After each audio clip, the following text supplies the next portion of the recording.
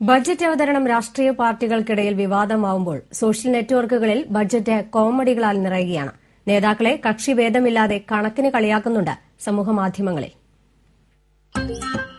ഒരു സിനിമയിൽ ജഗതി ഒരു കഥാവതരണം നടത്തുന്നുണ്ട്. സോഷ്യൽ മീഡിയ അത് ബജറ്റിന്റെ കഥയാക്കി ഇങ്ങനെ മാറ്റി. ഒരു പ്രതിപക്ഷം, ഒരു ഭരണപക്ഷം, കുറച്ചു വാച്ച് ആൻഡ് ഗാർഡ്, ഒരു കൊച്ചു നിയമസഭ. അതാ പെട്ടെന്നൊരാൾ പിൻവാതിൽ വഴി വരുന്നു. അയാളുടെ കയ്യിൽ ഒരു ബാഗ്. അയാൾ ബാഗ് തുറക്കുന്നു, പേപ്പർ എടുക്കുന്നു, ബജറ്റാണെന്ന് പറയുന്നു. അതാ 1 ലഡു, 2 ലഡു, 3 ലഡു, ചറപറാ ലഡു.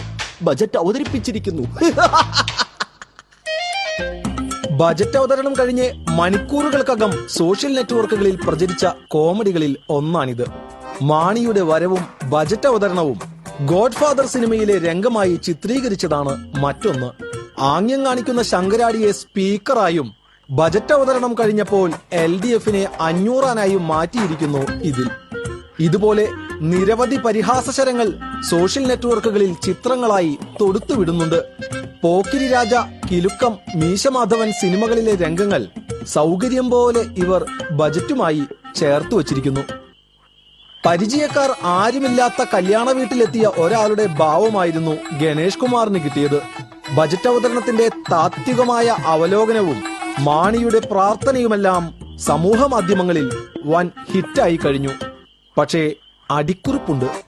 ഇതെല്ലാം ഹാസ്യമായി എടുക്കണമെന്ന് മാത്രം.